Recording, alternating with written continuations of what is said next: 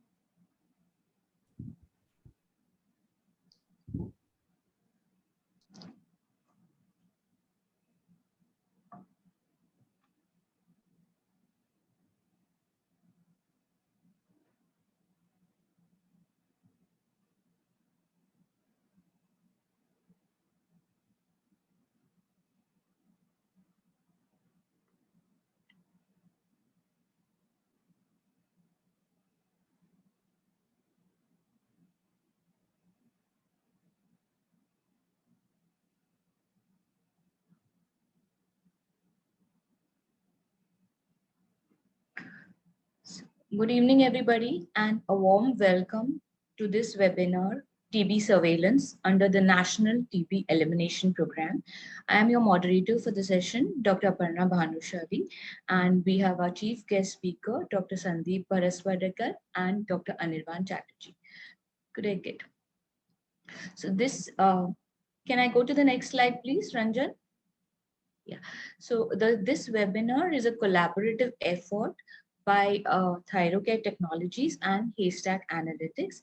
Thyrocare Technologies, under its Focus TB brand, is aims to provide quality and affordable TB diagnostics to everybody who requires it.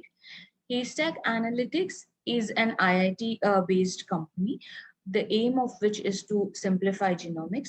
It provides end-to-end genomic solutions and provides as well as bioinformatic analysis. So with that, we will come to our agenda of the webinar. We will first have a presentation by our chief guest speaker, Dr. Sandeep Bharaswadekar. We will also have a presentation by our guest speaker, Dr. Anirban Chatterjee, and it will be then followed by a Q&A session. Kindly allow me to introduce our chief speaker for today's webinar, Dr. Sandeep Bharaswadekar. Dr. Sandeep is the regional team lead. He is the WHO TB technical support for the WHO TB technical support network, Western India. He also supports the WHO TB technical network for Rajasthan, Gujarat, Goa, Maharashtra for capacity building, implementation, mentoring, operational research, supervision, and other, etc. He is a public health professional by qualification with more than 20 years of experience. I welcome you, Dr. Sandeep Paraswadekar, and we look forward to a very exciting session on TB surveillance, which actually forms the TB surveillance. The data is so crucial in determining the national policies and strategies, and we look forward to a really interesting session from you. Our next speaker is Dr. Anirban Chatterjee. Dr. Anirban is the founder and CEO of Haystack Analytics, a leading startup in the field of genomic analytics, incubated at SINE IIT Bombay. Dr. Anirban has obtained his PhD from FMR Mumbai and has done his postdoc from University of Oxford, the UK. He's done an additional postdoc from the Technical University of Denmark. Dr. Anirban has been involved in TB research since more than 2 decades. He has been instrumental in the uptake of the whole genome sequencing test in UK and has been part of several multi-country studies as well as multi-centric studies. He has contributed valuable data in the field of tuberculosis research as well as in genomics and has enabled several solutions in bioinformatics. So again, I welcome Dr. Anirban Chatterjee, and just a few ground rules about the webinar format. We will have our Q&A session. at the end of both the at the end of the sessions by both the speakers. You could use either of the modalities, either type in your questions in the chat box, or raise the hand, and we will try to answer as many questions as possible within our time frame. If we are not able to answer any of these, we will get back to you by mail at the end of the session. So once again, I welcome Dr. Sandeep Bharaswadkar, and I request you to kindly start with the webinar. So thank you. Thank you to Hestech Analytics and Thyrocare for providing program an opportunity to discuss some of the important aspects related with surveillance. So is my screen visible in full screen mode? Yes, perfect. Yeah. So I will be brief and I will try to keep it in perspective with the microbiologists and clinicians and other sector, and not merely for program officers.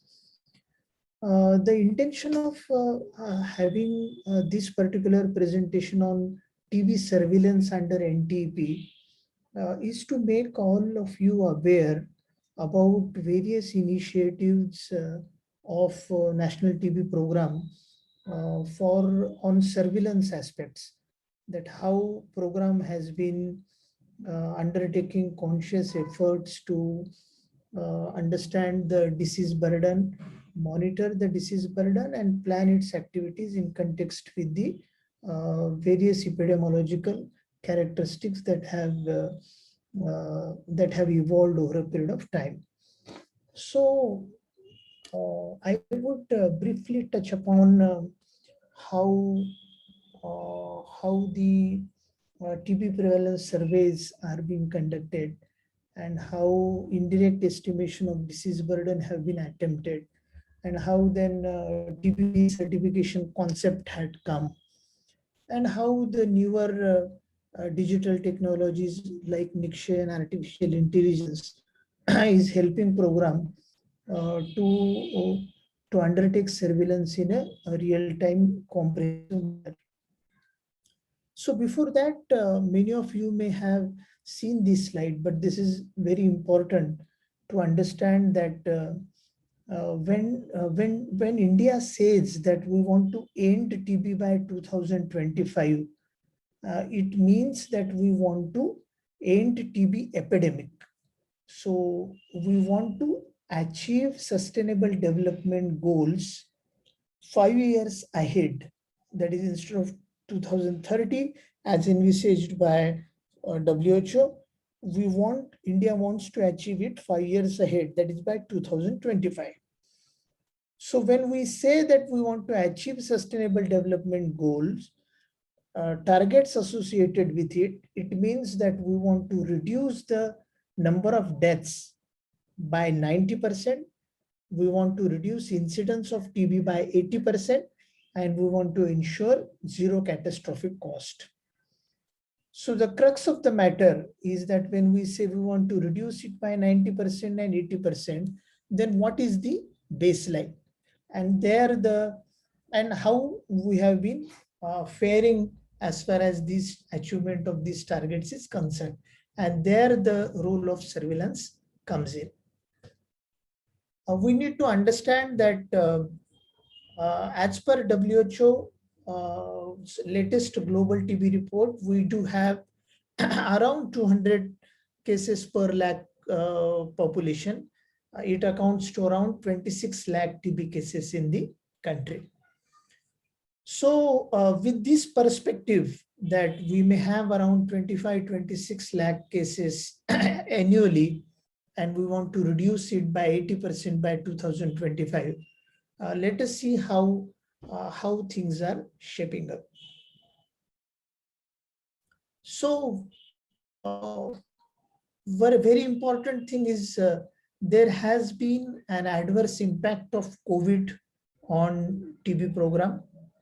So around 30% of the case notification have dwindled because of COVID in last 1.5 years. You can see that In 2019, we had reached to 24 lakh cases.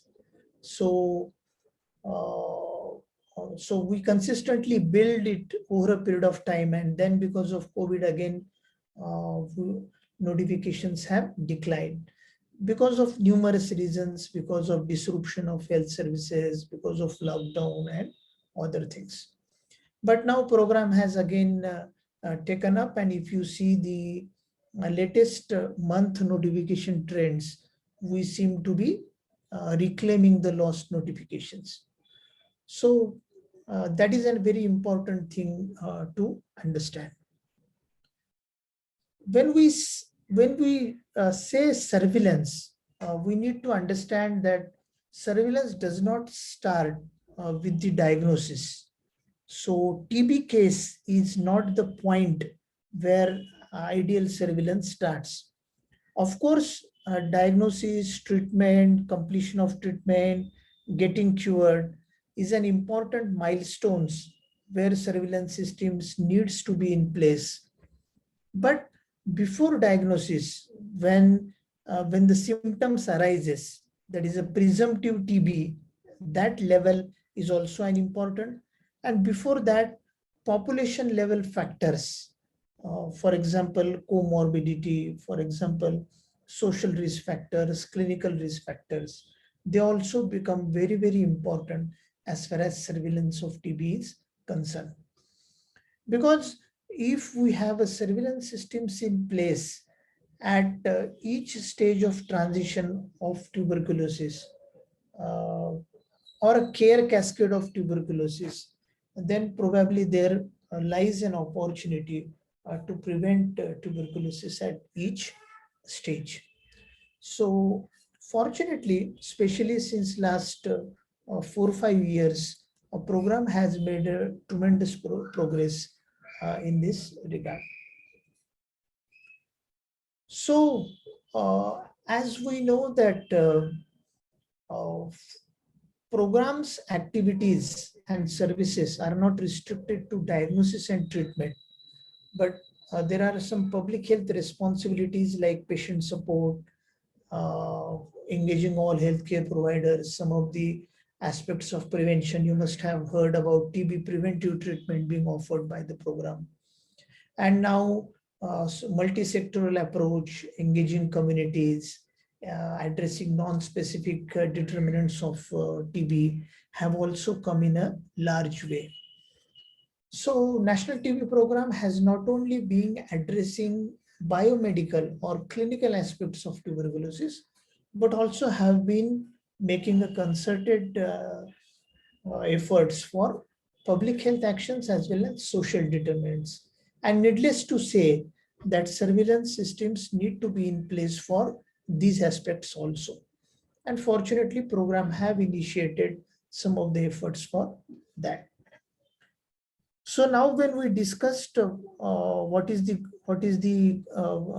global objective of end TB, what is end TB in India's perspective, and how COVID has impacted that, and how program has been making efforts on public health as well as social components. Now let us start discussing about some of the important aspects of surveillance.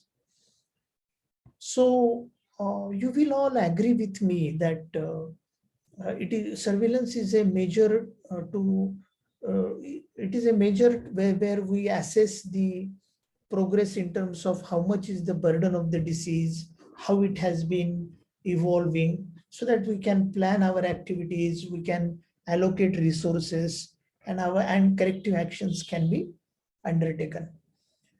So for years, the point of surveillance was a TB patients, but now we have surveillance data available at a presumptive TB level as well as for vulnerable population. So program has clearly shifted its attention from a patient level surveillance systems to population level surveillance systems.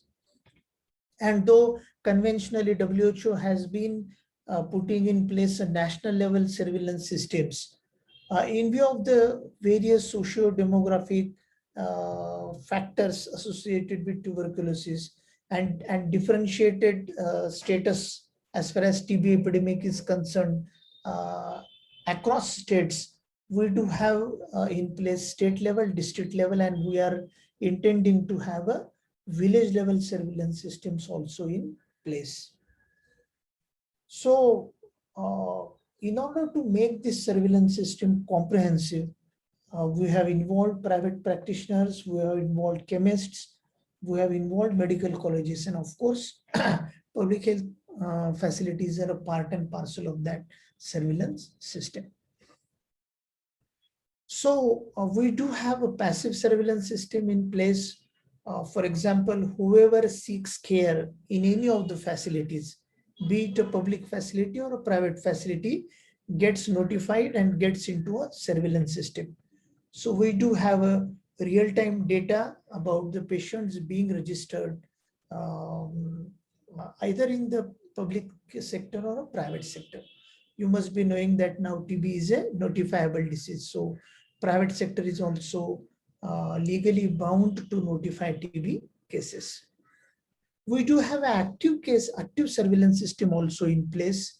You may be aware that now we do seek data actively from pharmacies, from labs, and the cadre of staff of NTP actively goes to those facilities to seek the data, and we reconcile the data of labs, of hospitals, and ensure a unique notification system.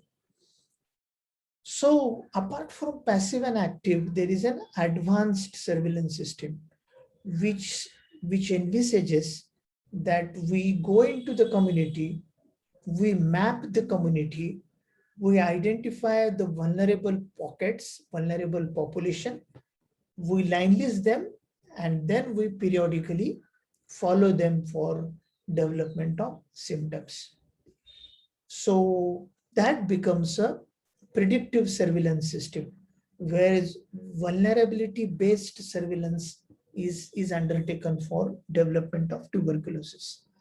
And needless to say that it helps to identify cases early, break the chain of transmission, and the epidemic transmission is averted. So these are the routine programmatic measures available for TB surveillance. Many of the experienced people must have heard about ARTI, annualized rate of transmission of infection, which we have followed for years. Now we have resorted to TB prevalence surveys, where we undertake a point prevalence of tuberculosis by undertaking a survey. And now there are some indirect surveillance methods and sentinel surveillance sites which are being thought of in order to augment the sensitivity of the surveillance system of tuberculosis. So very briefly, we would be discussing some of these. So the point which I want to impress upon you is that annual risk of TB infection, that the measure which we adopted in past, where TST was done to understand the infection in the community, that is considered to be less sensitive because of many technical logistic interpretation issues. Moreover, BCG coverage, comorbidities like HIV and diabetes have changed the perspective towards ARTI. So ARTI is being considered as a of low sensitivity as far as disease burden estimation is concerned. So we do have some data at state level. For example, Gujarat undertook its own state level prevalence surveys and came up with a prevalence of around 420 per lakh microbiologically confirmed TB, pulmonary TB. So we do have some reference points on which we can build our surveillance system. And now 2 years back, we have started with a national TB prevalence survey costing around 100 crore rupees, where through which we are going to get a state level point prevalence of pulmonary microbiologically confirmed pulmonary TB cases. And we are going to get some of the other aspects like health seeking behavior. And we are also trying to understand what is the burden of infection by undertaking IGRA tests. So around 70% of the clusters are already finished, and we expect that in 2 to 3 months, this TB prevalence survey would be completed, and that would give us a more realistic measure of how much is the tuberculosis in the community as far as at a state level is concerned. But still there are many unanswered questions. For example, pediatric TB, for example, extrapulmonary TB, for example, clinically diagnosed TB, where we may not have a microbiological evidence, and then assessment of burden becomes very, very difficult. So now every presumptive TB is registered in NICSHE. So program has initiated efforts to understand the presumptive TB examination across various geographies, across various populations, and to identify that which are the high risk pockets in terms of presumptive TB, so that we can close the gaps at an early stage rather than at a disease stage. So we discussed about passive surveillance, we discussed about active surveillance, we discussed about predictive surveillance in the form of community interventions periodically being assessed. And then we discussed about TB prevalence survey, which is being undertaken by the program. So that is more about a direct estimation, that you go into the community and see how much is the disease. But you will agree with me that even if we get a TB prevalence of Maharashtra and TB incidence of Maharashtra, so Mumbai may have a different incidence and Bhandara may have a different incidence. So state level burden is not going to serve the purpose entirely. And that's where the indirect measures of surveillance becomes extremely important. And program has recently devised a good methodology for that. So I will briefly explain that. The concept is that we have got notifications from public and private. Now that notification can be compounded with the assessment of the drug cells that is being happening. So if a drug cell is considered as a surrogate marker of the number of patients be there in the community, we may get a rough assessment of the extent of TB burden and the reach of TB notification systems, and that can guide the program policies. And we can further incorporate some quality component by having a focus group discussions into that, so that experts involved at the local level can make some assessment. So this particular methodology was very successfully implemented in 2020 in the form of subnational certification of TB-free status. So the concept is that districts opt for that, and districts are evaluated, and then they are evaluated whether there has been a decline in incidence, and depending on the extent of decline, the states and the districts are awarded with a TB-free status. So we have 10 more minutes, so we will discuss in brief about this TB-free certification mechanism. So we have a three-pronged approach. In one, we ensure that the quality of implementation is good. So we see the program performance in that.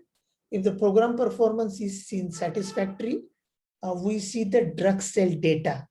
We take it from drug inspector, we take it from clearing and forwarding agency, we take it from private chemists, and we see how many patient months treatment is being disbursed in private sector. We add that with our total notification and see the extent of reporting in that particular districts. And to make it more objective, we undertake TB prevalence surveys in that district, where a statistically significant sample is reached by house to house surveys, and they are all presumptive TB are undergo a NAT. So this particular exercise gives us direct, so estimated incidence by direct method, indirect method, and by drug sale. Of course, this is not a perfect solution, but it gives us a rough assessment of where that particular district or a state is as far as TB elimination is concerned. So few examples of Kerala, that how Kerala is moving and how we are objectively assessing how Kerala is moving towards TB elimination. If you see on the left side, from 2015 to 2019, presumptive TB examination rate is increasing. So more and more number of people are being tested. And on right side, green line diagram suggests that the number needed to test. So in order to detect one TB case, more and more number of persons need to be tested. So that is an indirect marker that the disease burden of tuberculosis may be declining in that particular community. So same can be done based on the drug sales. For example, the private drug sale in Kerala has significantly declined per lakh population from year 2015 to 2019. And same about focus group discussions. So the point which I want to make is that apart from TB prevalence survey and apart from indirect estimation like chemist drug surveillance, we can also use programmatic data, for example, presumptive TB, for example, notification, for example, number needed to test, to estimate whether the disease burden in that particular locality is on declining trend or not. So we discussed about TB prevalence survey. We discussed about TB-free certification methodology. Now, concept of predictive surveillance. For example, instead of approaching the entire population, if we can find out vulnerable population, only diabetic, only HIV, only malnourished, only slum dwellers, only bricklane workers. So institutional settings like prisoners. So where we know that tribal population, where we know that the prevalence of tuberculosis is significantly higher. So if we can selectively reach them, then probably we can get the numerator as well as denominator. This is a classic Kerala example of one of the villages which found out that only 10% of the population is vulnerable. So if I am a program officer, I may need to focus only on that 10% population so that I know amongst whom are the maximum cases going to occur. And then I can plan my interventions of preventions to that population. So this is a very, very good initiative started by the program. Age-specific notification rates is also an important surveillance methodology For example, if you see Kerala data, clearly the proportion of TB patients amongst reproductive age group is declining, and in elderly population it is not, which clearly suggests that the epidemic is shifting. So these measures can be adopted for doing the TB related surveillance. So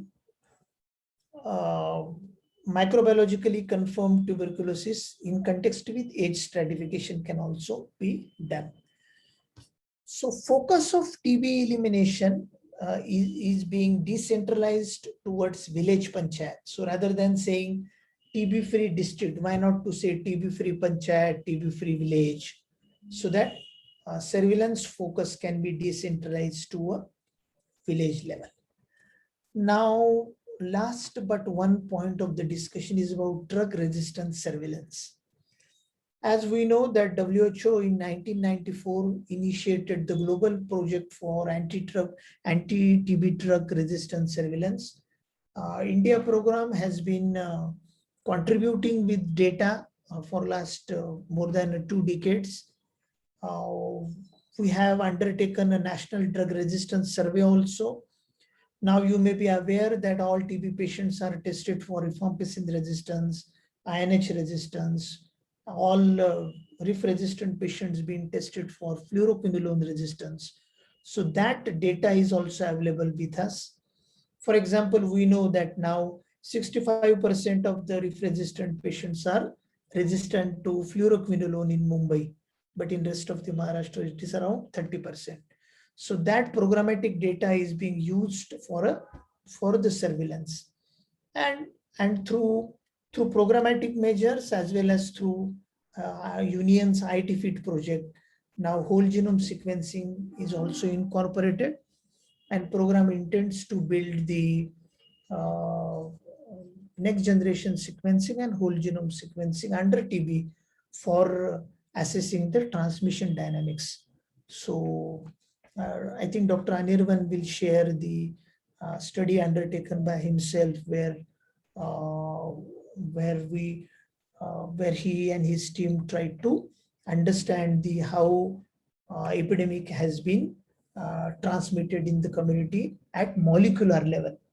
So epidemiological surveillance, molecular surveillance, and social and economical factors, surveillance of those factors together will lead us to a comprehensive surveillance under TB program. So this is a very good data which we do have at a state level, which suggests that in India, around 28% of the patients are resistant to any of the drugs. So these are some of the evidences that helped us to devise policies of having upfront INH resistant to all TB patients, which we were not having earlier. So this is a very good example that how we have used the data and surveillance systems for programmatic decision making. Last point is about Nikshay-based surveillance. We have a fantastic application which gives us a real-time assessment of the status of epidemic.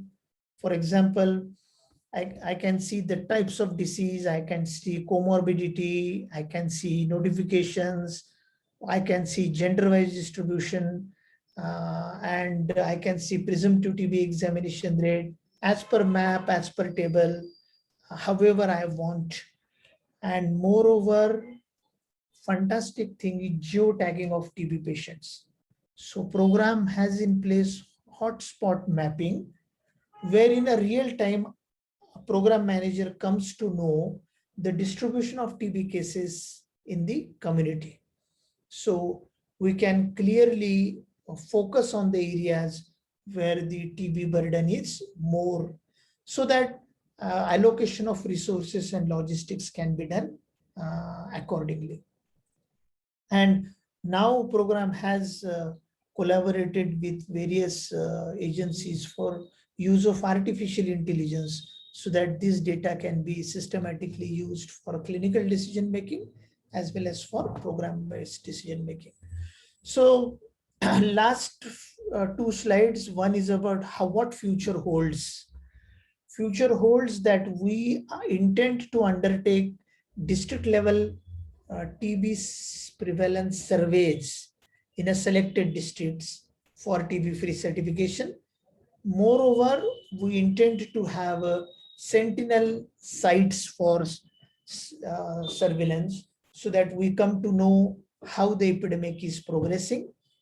And periodically, we intend to undertake TB prevalence surveys, though it may be costly, to get an understanding of what is the point prevalence of tuberculosis. So program has been thinking of having interoperability between applications so that we are benefited not only from TB program and health program, but from other departments also. Artificial intelligence is also being used. Mathematical modeling is also being used to assess the status of epidemic, and molecular typing to evaluate the spread of DRTB patients. So that molecular epidemiology is also being attempted. So these are very initial days for that, but concrete steps are being undertaken. So program has do have 4 whole genome sequencing facilities across country, which will be built over a period of time. So we discussed something about active surveillance, passive surveillance, predictive surveillance. We discussed about a global plan of ending TB. We discussed about sustainable development goals. Then we discussed how TB prevalence surveys are being attempted. And then we discussed about how disease-free certification, indirect estimation of TB is being done. And we discussed how Nikshay is helping us to for surveillance, and we discussed about drug resistance surveillance, which is a very, very important component being attempted. So last slide is how we are going to do it in 2021. We understand that intersectoral coordination is vital. So with postal department, with railways department, with social welfare department, we are building bridges with all departments. We are trying to overcome the obstacle of COVID in order to get the program back on track. We are trying to scale up TB preventive services, TB preventive treatment services, and new drug-resistant TB guidelines, which are very, very ambitious. And we are trying to involve health and wellness centers and generate a people's movement in the form of TB Mukt Bharat.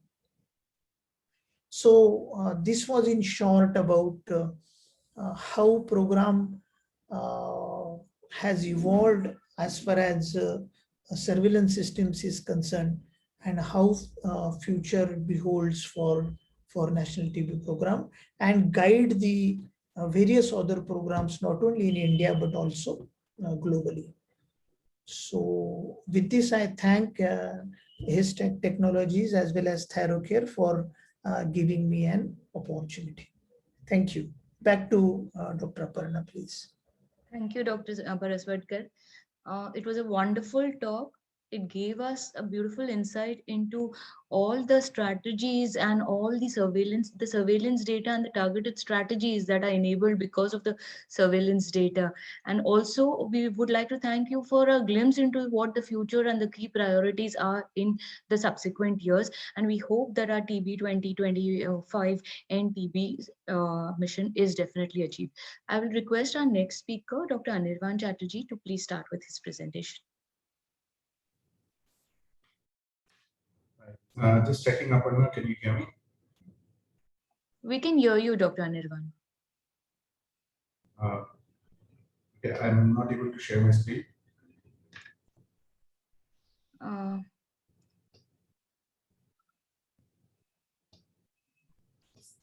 You will have. Debashish, you will have to check. Yes, can you just check, Dr. Anirvan? Can you see this now? Yes, yes, it's visible. Bharat Swarekar, it's really nice to be speaking after you, and thank you for referring to the work that we did together. It's really an honor to speak after Dr. Bharat Swarekar. It was not my turn to speak here; it was Dr. Chaitali's turn. Unfortunately, due to some personal reasons, she could not join in. And given the amount of work Dr. Chaitali and Thyrocare have done over several years through their Focus TB brand, I think I'm pretty sure I won't be able to match up to what Dr. Chaitali would have shared with you all. So my apologies for all the places where I don't do well. I'm sure Dr. Chaitali will be happy to answer some of your questions if you leave them in the box. To begin with, again, I think it's really a huge opportunity for us to have tied up with Thyrocare and on this. While Thyrocare needs no introduction, Haystack Analytics does need some introduction. We are a lab company out of IIT Bombay. We work in genomics technologies, and what we really believe in is genomics should be accessible to everybody. And by that, we mean that not only the technology, but the ability to use the technology should be widely available. And that can actually change the entire way we use genomics. With my experience in tuberculosis, the first disease of choice was tuberculosis that we worked on. We have been generously supported by the Department of Biotechnology, Departments of Science and Technology, and others. And as Dr. Bharat Swarekar said, the first time we launched this was not only with the NHM, not only with the WHO, not only with the Central TB Division, it was with Dr. Bharat Swarekar and at that point, Dr. Padmaja Jogewar. So all the things that Dr. Bharat Swarekar has said about what the government is trying, we should now believe it even more because they supported a startup and let us go ahead and do this work. So thanks again for this, and I'll get on with the slides now. So to begin with, we need to understand this entire phenomena of multi-drug resistance and what has it got to do with multi-drug therapy? Well, it has got nothing to do with multi-drug therapy because multi-drug therapy was designed so that multi-drug resistance doesn't come. Because evolution always results in drug resistance in some form or other. Because TB is a slow-growing bacteria, the chances of developing drug resistance is much higher than other bacteria. And very early on, WHO and the scientists of the world put together this idea of putting multiple drugs so that if one drug doesn't work, the other three kills. If the second drug doesn't work, the other two kill. And what happens now is, if we are now giving a multi-drug therapy where 3 drugs don't work, 2 drugs don't work, then we no longer have a multi-drug therapy. And that is at the crux of some of the problems we are facing in the world today, where when we are expecting that the patient is undergoing a multi-drug therapy, the patient might not be undergoing a multi-drug therapy if we have not tested all the drugs that we are giving to the patient. Which means, in a multi-drug therapy, when one or more drugs are not working, the other drugs are at risk because they can develop resistance much faster.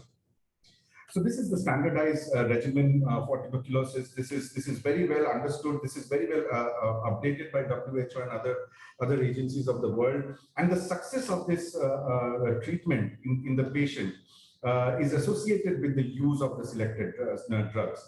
And the greater number of effective drugs that are put in, the better is the treatment outcome. The challenge, of course, has been on the technological side.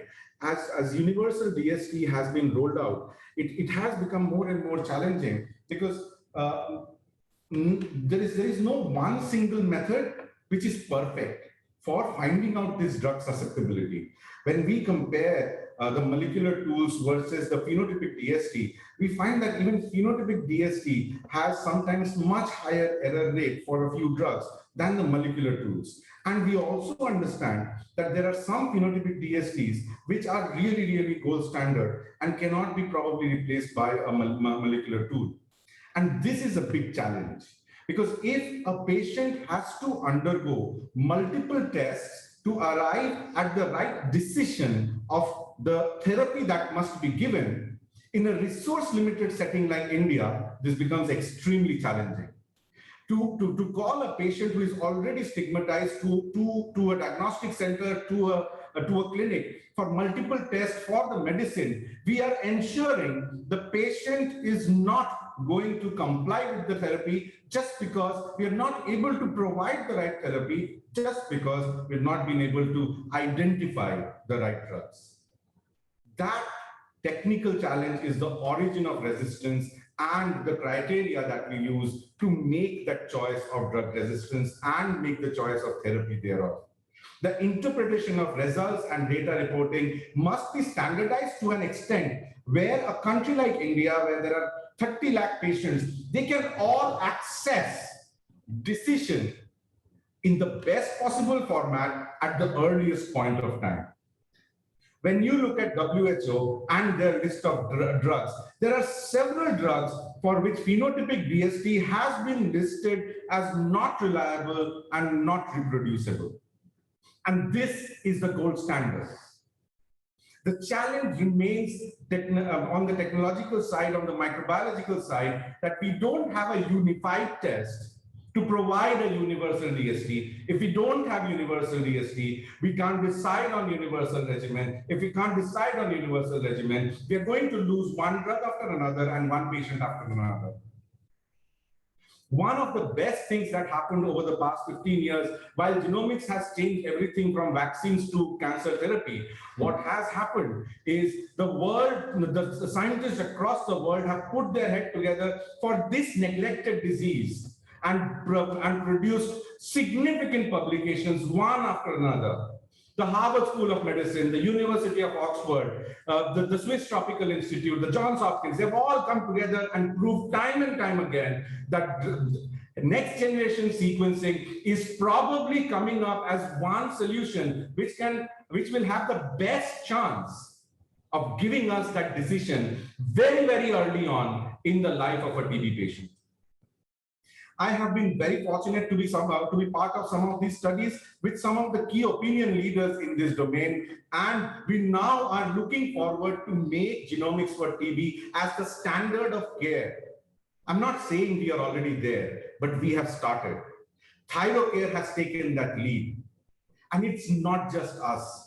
In 2015, the NHS rolled out TB genome sequencing. In 2017, the WHO launched the first next generation sequencing guidelines for tuberculosis.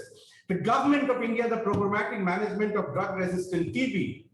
And this is really, really critical because we're talking about India, we're talking about India's healthcare system, and we're talking about tuberculosis. We all think that we are not working in that aspect. And this year, the tuberculosis elimination program in India has already put out next generation sequencing as one of the key technologies that will be onboarded in the TB elimination program in India. As far back as 3 years back, the preparations have started with 6 sites in India already doing TB genome sequencing to understand its implications on surveillance, to understand its implication on drug resistance. Just a few days back, the WHO brought out the updated catalog for tuberculosis. Right now, we are already looking at 18 drugs that the WHO has put out, which can be used for identified drug-resistant tuberculosis using next-generation sequencing. Some of the team members at Haystack are already authors in that report, and we continue to work very, very closely with the government to ensure that all the data that we generate not only helps the patient that is coming today, but helps the patient all over the world with anything that we learn from genome sequencing for every patient that we are able to provide it for. When we talk of tuberculosis, we talk of defaulting. We talk of defaulting because people don't take drugs, people don't comply. What we fail to understand is if we don't give a therapy which works every time, the patient is not going to continue with the therapy. Globally, we know that more than 75% of MDR are untreated. Why are they untreated? They are untreated because the patient is stigmatized. They are untreated because there is a delay in diagnostics. They are untreated because the treatment is delayed. Inaccurate therapy is probably one of the most important reasons for why we have landed ourselves in this situation and why the world has come together to rectify it today. We urgently need to stop defaulting, and whole genome sequencing is probably one of the most crucial steps the world has already taken towards it. When we started working on whole genome sequencing, our idea was not to sell a test at 15,000 rupees, but to make that test affordable. We worked with the one champion of this case, and that is ThyroCare. For years together, people have associated ThyroCare for providing the best technology to people who can't afford it, just as well as the people who can afford it. With ThyroCare, we have now launched whole genome sequencing for tuberculosis at an unbelievable cost to the patient of 3,000 rupees, which is a launch price.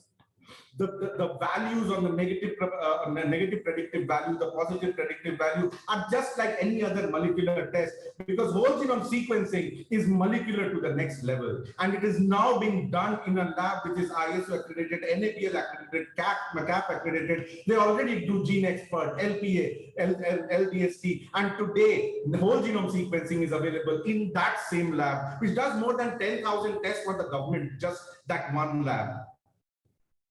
When ThyroCare provides the whole genome sequencing, it provides screening for 18 antibiotics, the newest one. And the best part about whole genome sequencing is if today when I go back and I find that there is a new mutation which is known to be associated with Pretonomate, it will be available tomorrow on the catalog with ThyroCare. Today, the turnaround time is 12 days. When you compare that to a culture DST, which can take up to 60 days, it's an impossible feat that we have already achieved. And we are not stopping here. The more samples that we get, the more inspired we get by the reactions of the clinicians, the more we strive harder to create this technology. At ThyroCare, we are committed to ensure that we bring it down to a place where every TB patient in India must get a drug that works. Several clinicians know that a TB patient responds to therapy and after 3 weeks returns back because he stops responding. There are several articles which have shown that there are mixed infections. Whole genome sequencing provides us the opportunity to identify that, provides us the opportunity to identify NTM, so that an NTM patient is not given a TB therapy, is actually given an NTM therapy. That is the value of whole genome sequencing. And the value of working between ThyroCare and IIT Bombay startup is that we create technologies which work for India, create technologies which are affordable in India, and we have provided it to ThyroCare, which has integrated into their world-class laboratory. It is integrated into their CDST laboratory. The entire genomic analysis has been automated. A report that goes out from ThyroCare every day is an automated report. It cannot be changed. It is the best-in-class report that one can offer. The interpretation is already there. The reporting itself, we have worked so hard so that every doctor who has ever used a molecular report knows that when we put out rifampicin mutation not detected, it means that rifampicin will work. For doctors who want an even quicker identification with large number of TB patients, that they say there's an antibiogram which clearly states that these are the drugs which are in the red and cannot be used for that patient. You must choose drugs from the green, which works best for the patient with the least amount of side effects that is possible. This is the kind of report we want clinicians to use today for treating their for treating their tuberculosis patients. We don't want the clinician to worry whether it's a mutation or a variant or a polymorphism. We just want the doctor to understand that these are the drugs based on the WHO list that work. Dr. Bharaswadekar was talking about the surveillance. When we did the first study, this is the beauty of whole genome sequencing. When we do the whole genome sequencing of a patient today, we detect the drug resistant for that patient. We diagnose the patient with the right kind of tuberculosis that the patient has, but we also discover the new mutation. Large number of mutations which we keep on analyzing at the back end provides us the ability to suggest the system to that we have found a mutation in a patient which seems to be in a drug-resistant clade, which means we don't have to wait for 6 years for a clinical study to come out and tell us that there is a new mutation which goes for drug resistance. For every patient that we treat on whole genome sequencing, the patient itself is providing tremendous value for the next patient that comes in with the new mutation that we detect.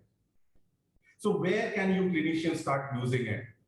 If I were asked, whole genome sequencing should be done for every patient, but I understand very well. I've worked that this is not possible. I've worked in the slums of Dharavi. I've worked in several rural locations. I know it is not possible. I know despite all our efforts, it's still not accessible to a large population. But at least every TB patient which is rifampicin resistant on GeneXpert, can't we get them into a whole genome sequencing test? Isn't that worth the gamble that we want to take, so that after 12 days, we have the report from 18 antibiotics and the clinician is now empowered to give the patient the right drug at the right time? We think all presumptive MDR cases, all retreatment cases, all relapse cases must undergo whole genome sequencing as a screening test before the doctor takes the plunge in. This is probably our best chance at stopping the rise in XDR and stopping the rise in XXDR, because we must remember we have an excellent TB program in this country. What that means is a TB patient today in India is getting the best treatment, which also means every drug susceptible case of TB in India will be relieved from that situation and will not transmit. That means the only people who will transmit are the patients who do not get the right drugs. We don't want to replace a treatable epidemic with a very, very difficult epidemic. And today, the idea is to provide universal DST at the earliest possible time. And ThyroCare has taken this lead to provide this test at a price which is almost comparable to the price of a LPA per plus a GeneXpert done together. In a nutshell, as Dr. Chaitali said, and we really miss her today, and she will be definitely joining us for the next webinar, and we hope her well. We are transitioning into the whole genome sequencing, the TGS test, as the standard sequencing method, as a standard screening method for TB diagnosis. Today, the test is able to provide drug resistance of 18 drugs in 12 days at an affordable cost, and we are consistently working on improving both these parameters of the number of drugs and the turnaround time. Thank you.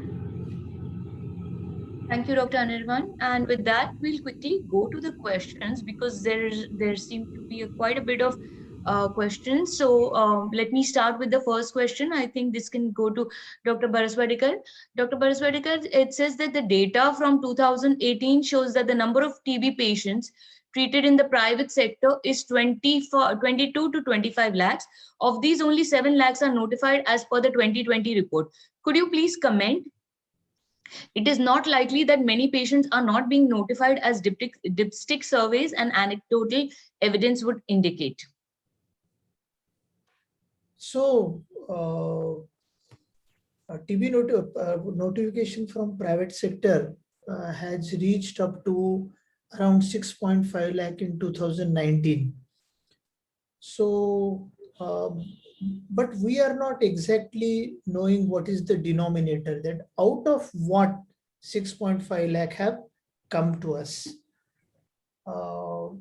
But we do have some indirect evidence which suggests that around 60 to 65% of the patients, we have a community-based survey which is published in international journal. We suggest that around 60 to 65% of the patients TB patients seek care in private sector. So when we say that India is missing around 7 lakh TB cases annually, we may safely assume that majority of them may be in the private sector. So probably public sector capacity is capitalized. Now it is the need is to capitalize on private sector, so that around 4 to 5 lakh TB cases that which are missing may be reached from private sector. The second question, thank you, Dr. Baraswadekar. The second question is, kindly explain how private drug sale data is accounted into TB patients. Yeah, I think, see, what we have done is, we have considered rifampicin containing regimen for calculating the number of patients being treated in private sector. And we have considered patient months to estimate at the approximate number of patients that are treated in private sector. For example, we have a 1000 rifampicin containing regimen being sold. Then from that, we arrive at number of patient months that 1000 rifampicin containing drugs may suffice to. So from that number of patient month, we add up to the number of patient month from public sector. And from that total patient month, we calculate the number of estimated TB patients. The problem is that when we say 1000 courses of rifampicin are disbursed in private sector, it does not mean that 1000 divided by 180 is equal to number of TB patients in private sector, because few patients may take it for 1 month, few patients may take it for 6 months. So in order to rectify this problem, we considered patient months rather than patients. The next question is, kindly explain how, this is done. How can we calculate the number of TB patients who are getting treatment by other pathies instead of allopathic medicine? See, we do have some experience which of a pilot which we conducted in Patna, in Mumbai, in Mehsana, which have taught us that majority of TB patients are treated by modern medicine doctors. So our pilots suggest that majority are with allopathic doctors, and other pathy doctors work as a more of a referrals. So identifying presumptive TB, referring them to a modern medicine doctor, and strengthening those linkages is the advantage associated with other pathy doctors. But I agree with you, we need to do a more systematic study to find out that how many are being treated by other pathies and with what regimen they are treating it. The next question is, how was the sample size taken into consideration? For this is by Dr. See, Mubin. So for TB prevalence survey, we arrived at a sample by multi-stage sampling. So it was a cluster sampling, which would give us a sensitivity of a state level statistically valid sample size. And for indirect method, that is for TB-free drug certification, we have a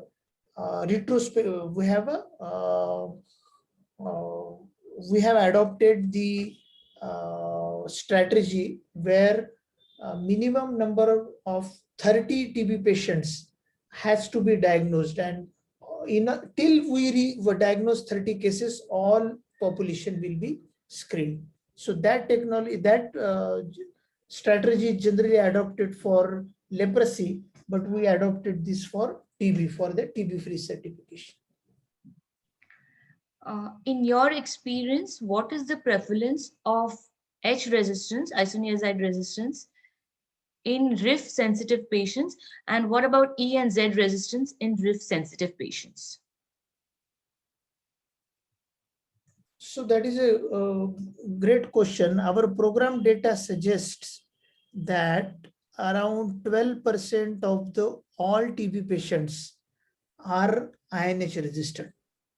So when we say that around 4% of the TB patients are RIF resistant, the INH resistance is to the tune of 12%. So INH resistance in the previously treated TB patients is around 20%. So prior exposure to anti-TB drugs predisposes to INH resistance. So that information we have. And of course, pyrazinamide resistance is not known because DST was not standardized when and is still not standardized by WHO. So that understanding we do not have. The next question is by Dr. Selvarajan. He says TB patient precaution against COVID vaccine 19 regarding COVID vaccination. I'm not sure what this Yeah, means. I think this is again a good question. Program has clarified that TB patients can take COVID vaccine. So TB is not a contraindication for COVID vaccine. Moreover, they are more eligible to get COVID vaccine because you know that vulnerability, fatal outcome associated with COVID when TB is superimposed is around 2 to 3 times more. So all TB patients may need to take COVID vaccine. I think this question is for Dr. Anirvan. What about other labs? Are they offering the same amount for WGS? Is what is written by Dr. Rumana Farooq Mir. I'm not aware of this. Sorry, I don't know the answer to that yet. So I do know that there are 6 sites in under the National TB program which are doing genome sequencing, but for surveillance. I think there's a lab in Bangalore which is probably offering this test, but at a much higher price.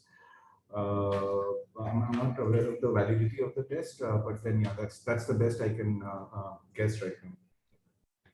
Okay. Let me take a couple of. One question is from Pushpendra Singh. Is WGS being done directly from sputum samples? If yes, is it only for smear positive or also for smear negative cases? Or WGS is being done only for culture positive cases? This, I think, Dr. Anirvan, you'll have to take this question, please. Sure. Hi, Pushpendra. Thanks for that question. Very nice connecting with you. So right now we are doing it for sputum positive pulmonary cases.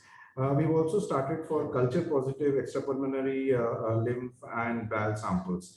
While we have tested the test on sputum, we have not yet validated that, so that's a little while away. So right now, pulmonary TB is on sputum positive, extrapulmonary nodular and lymph and BAL samples are on culture positive.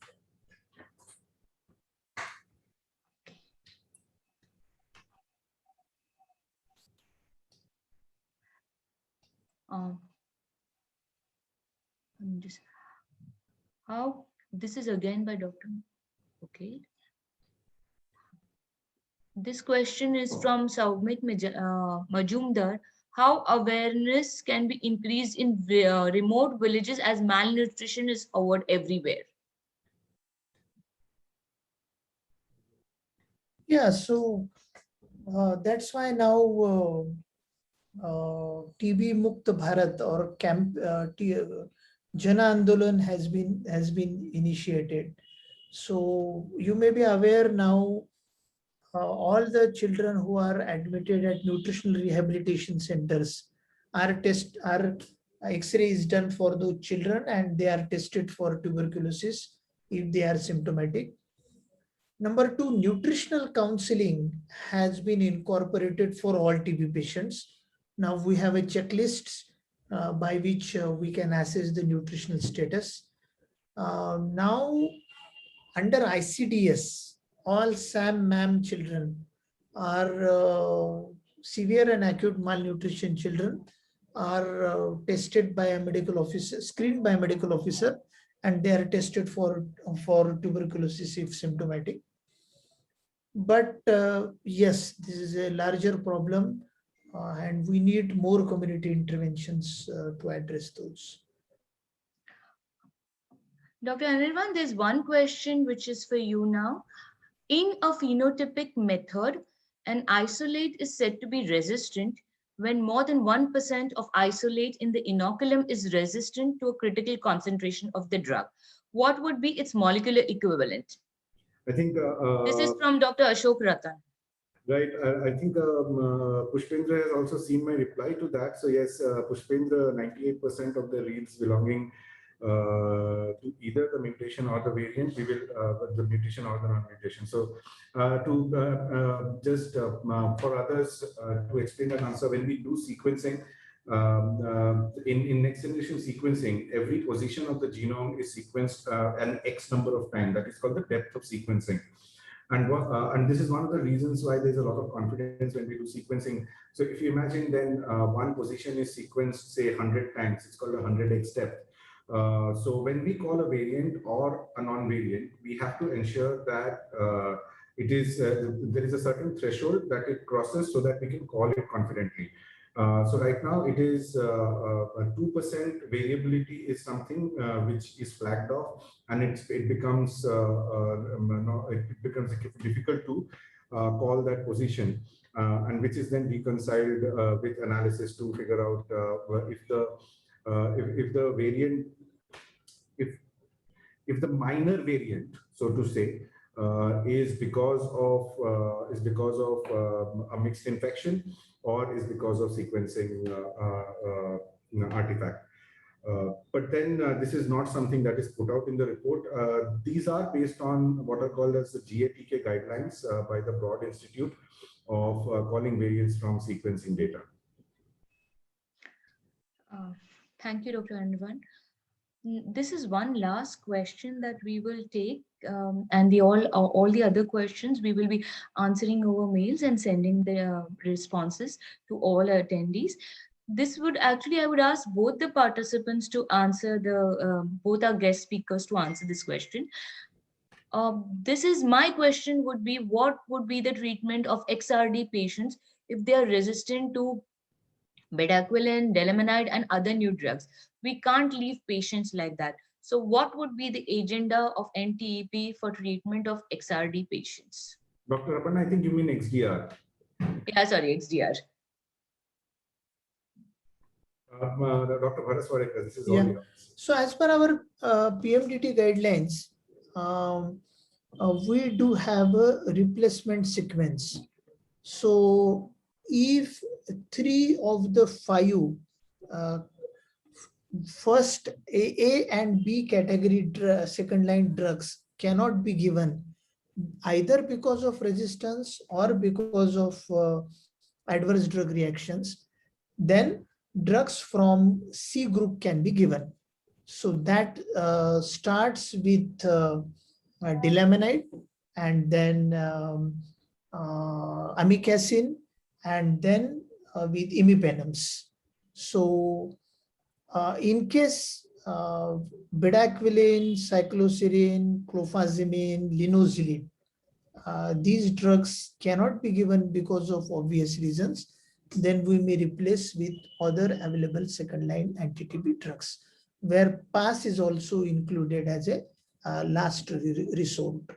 So clinicians at DRTB center take that decision, but generally it is considered that at least 4 second line anti-TB drugs which are sensitive may be administered to the patient.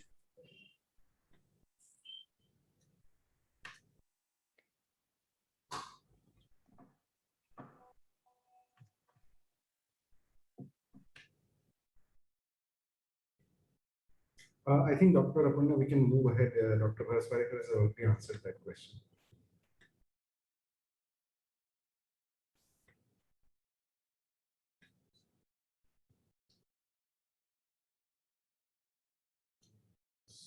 Sorry, there's one question. I was on mute. How to send the samples regarding collection? Dr. Anirvan, would you want to take this? Please take this question. This is regarding the WGS, how to send the samples. I'm not sure. I can't take this. Dr. Chaitanya would have been able to take this question. Anybody from the Thyrocare team would like to pitch in? Sure.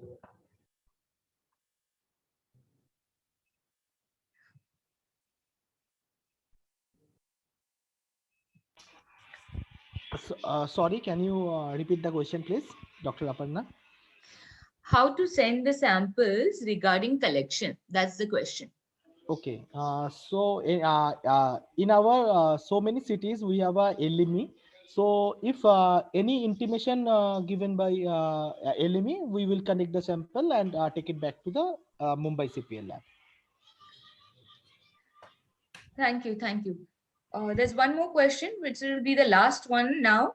Can you throw some light on extrapulmonary tuberculosis cases who can be taken for whole genome sequencing showing drug resistance? I think this one you can take definitely, Dr. Anirban. I can definitely take this. I think my answer to that is as of now, anything that grows we can sequence. What we have worked out is in case of when we have a sputum, we have worked out a process in which we have a slight enrichment process where we don't actually require the entire culture to flag. But for every other sample, we need a culture positive sample to extract the DNA and then sequence it. So for all other samples, we can do the whole genome sequencing, but we first actually do the primary culture, and instead of then taking that primary culture and putting it into 13 different tubes for culture DST, we actually extract the DNA and do the whole genome sequencing. The turnaround time for such samples will be slightly longer.